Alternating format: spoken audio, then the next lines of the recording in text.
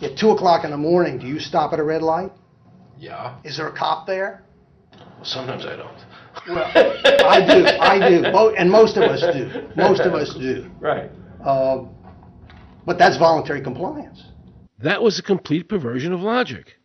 Traffic laws state that it is mandatory to stop at a red light. The IRS code says it's voluntary to comply. Mandatory and voluntary are the complete opposite of each other. Yet he wants us to believe that they mean the same thing.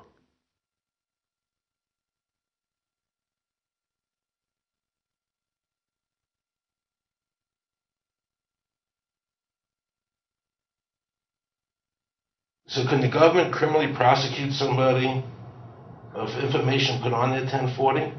Yes.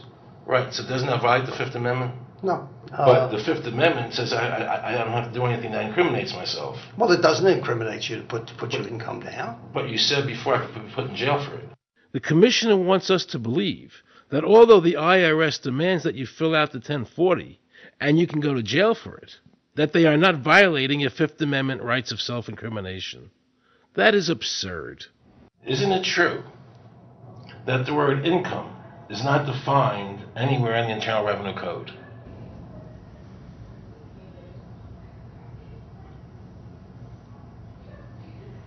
The law says that the government has a right to tax income from any source derived. So, but the word income is not defined in the code. It just says income without a definition That's right. of what income is. That's right. Correct? Yeah. But there are many different kinds of taxes. Well, how can an American citizen know what income is if the code doesn't define it? If they're paying an income Because tax... the courts have all defined it.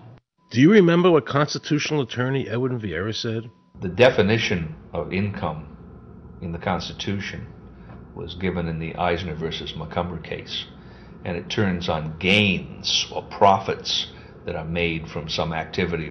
So the Supreme Court has ruled income is not wages, it's not labor, it's gain from corporate activity.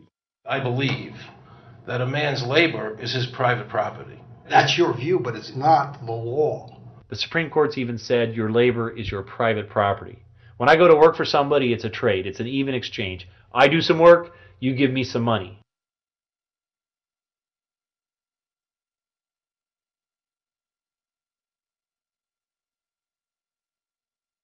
In 1916, we had the Bruce-Shaber case and the Stanton case.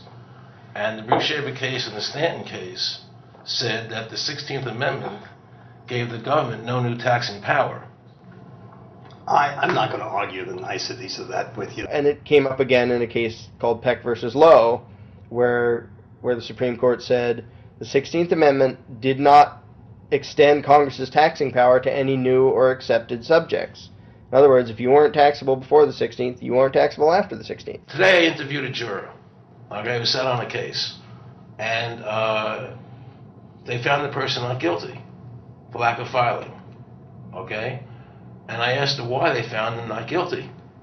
And she said because the IRS couldn't show us the law that made him liable to file a 1040. All they need to do, if there is a law, is to show us the law, which, of course, they never did. And the reason they didn't do it was why? Because there is no law. Title 26 requires you to file a return. But doesn't Title 26 have to be in compliance with the Supreme Court decisions? You're going to take a 1920 case and superimpose it on the whole Internal Revenue Code that was written after it? No, that's not. I can't believe what I just heard. Rewind. You're going to take a 1920 case and superimpose it on the whole Internal Revenue Code that was written after it? No, that's not. Remember he said earlier the Internal Revenue Code was authorized by the 16th Amendment? The Internal Revenue Code is authorized by the 16th Amendment. Remember, the Supreme Court said the 16th Amendment did not give the government any new taxing power. These decisions have never been overturned. Let's listen further. Can the lower courts overrule the Supreme Court? No. How are they putting people in jail today for not paying a tax on their labor when the Supreme Court said they don't have to? Doesn't the IRS code have to be in compliance with the Supreme Court? That's my big question. This is a waste of time. Well, because whatever I say, you're not going to believe. He's right. I don't believe him. And neither should you. He wants us to believe we should obey the IRS code, which is being enforced in violation of the many Supreme Court decisions. If No, the no, Supreme no, Court made a decision... Thank you, Aaron. I think we're finished. I'm sorry, Mr. Cohen, you're doing that. Well, I'm sorry that you constantly re-argue the point. You're liable because the law says that you're liable, But and the doesn't- courts say the law says you're liable, Doesn't- and that's why you're liable. You see, he's talking about the lower courts, who are not in compliance with the Supreme Court, as they have to be. Doesn't the court have to be in compliance with the Supreme Court? The Supreme Court has so held. Where? You caught me unprepared. I'll come back to Well, that. I don't want to do that. But let me ask you a hypothetical question. No.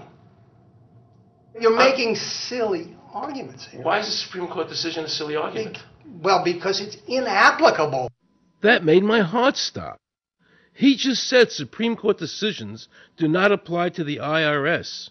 That's the behavior you would expect from a totalitarian country, maybe China or Russia or Cuba, not from America. They're just making up the law as they go along. Now I knew the tax honesty movement was right.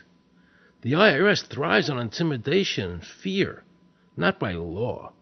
It's no different than a criminal protection racket, using force to extract your money from you. Then the former IRS commissioner, now working at a prestigious Washington law firm, threatens me. Watch. Aaron, you understand Yiddish. Cornish helfen. For those of you who don't understand Yiddish, that means nothing will help you. Now it all became clear. I understood why the IRS wouldn't go on camera and talk about where the law was. I understood why all the senators I called refused to be interviewed. There is no law. And now you know what our political leaders and the courts have known for decades and have tried to cover up. The United States Constitution strictly forbids a direct, unapportioned tax on the wages and salaries of American citizens. The United States Supreme Court has consistently ruled that the income tax is a tax on profits and gains, not on labor and wages.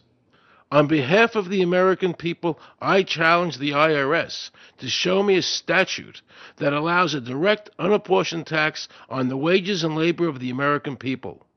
And if I'm wrong, I will give my most humble apologies to the IRS. If the IRS is wrong, and there is no law, then every person who's been jailed should be let out of jail immediately, and any assets seized should be returned to their rightful owners.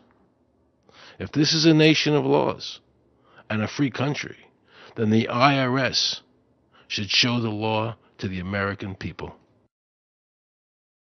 I felt an overwhelming need to understand why juries were finding innocent people guilty of not filing a tax return when there was no law requiring them to do so. So I went to talk to Marcy Brooks, a juror who used her common sense and did not allow the judge to railroad the jury into a guilty verdict.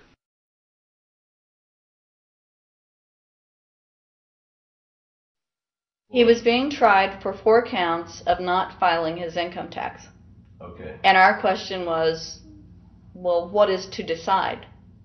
Either he did or he didn't. It never occurred to us that he might actually be innocent while at the same time not filing. In the federal government, it is not a felony not to file taxes. Finally, they said, okay, if we're going to get this guy, we're going to have to put it in the state. They called up the IRS agent, Agent Craner. Craner? Yeah. Robert Craner? This is Ken Doherty. He's also an investigator with the Illinois Department of Revenue. This is a request for a copy of the delegation of authority order. Right, and I talked to my boss about that, and he said that my badge is that. Badge is the authority. I thought it had to be in writing. The last question that the defense asked him was, did you write any of this down? And Agent Craner looked right at him and right at us, and he said, I never wrote anything down. And yet when we saw the video, there he was, writing notes, you know. And so I'm thinking, okay, at this point, the judge is supposed to say, Agent Craner, it is clear that you have committed perjury. It wasn't even noticed. It finally came to the climax. Mr. Harrell looked right at the prosecutor and he said, "I will tell you the same thing I have told over and over again to government officials. You show me the law that requires me to file a tax return and I'll be glad to do it." And again, I ask, under what is the requirement that you claim and are required to do these things?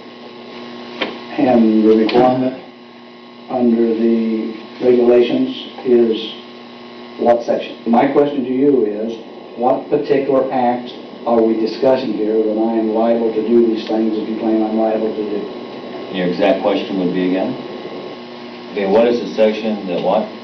But I guess I'm still not understanding your question, Mr. Harrell.